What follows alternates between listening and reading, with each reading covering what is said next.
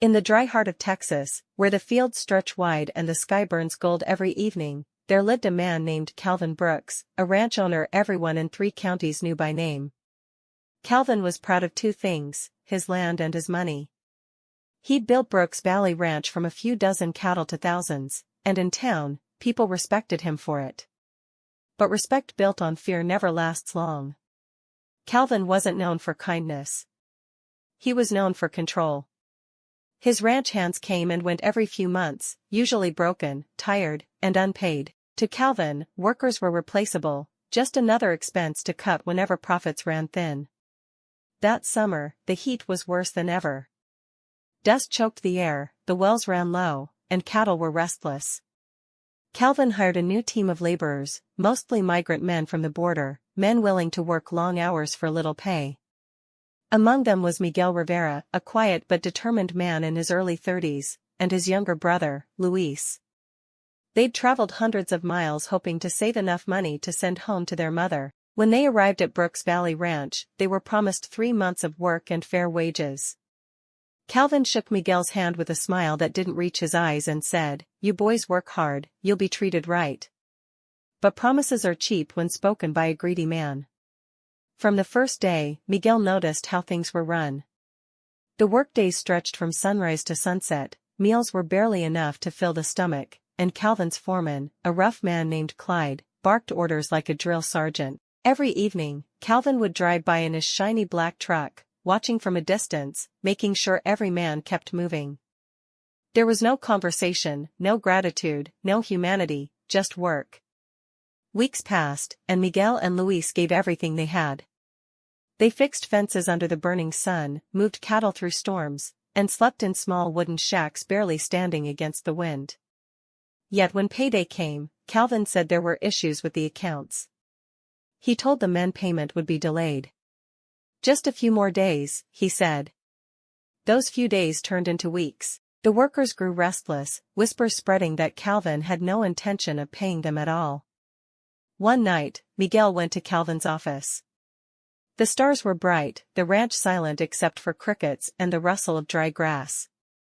Miguel stood tall and said calmly, "Mr. Brooks, we've worked hard for you.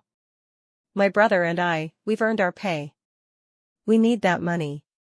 Calvin leaned back in his chair, smiling coldly. "You think you can walk in here and make demands on my land?" he said. "You'll get paid when I decide it's time." Miguel clenched his fists but said nothing more. He walked out knowing the truth, Calvin never planned to pay them. Over the next few days, the tension grew. Luis fell sick from exhaustion, others talked about leaving, and Miguel began writing down everything: hours worked, names, dates, promises made. He wasn't a man of revenge, but he believed in justice. Meanwhile, Calvin bragged in town about how much money he was saving that season. He even bought a new truck and hosted a dinner for the local businessmen.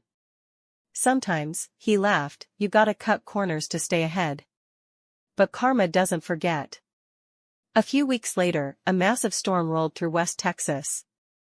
Thunder cracked like the sky itself was angry, the ranch fences broke, cattle scattered, and half the property flooded overnight. The workers, unpaid and bitter, refused to help. Calvin screamed, threatened, begged, but no one moved. They left the ranch that night, taking their tools and dignity with them. Only Miguel stayed long enough to take photos of the damage and the empty pay logs, proof of Calvin's deceit. Days later, Calvin tried to file an insurance claim, but it backfired. The investigator discovered his falsified payroll records and reports of unpaid workers.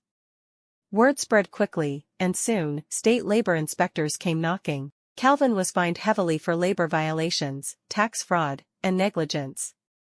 Within months, Brooks Valley Ranch went bankrupt.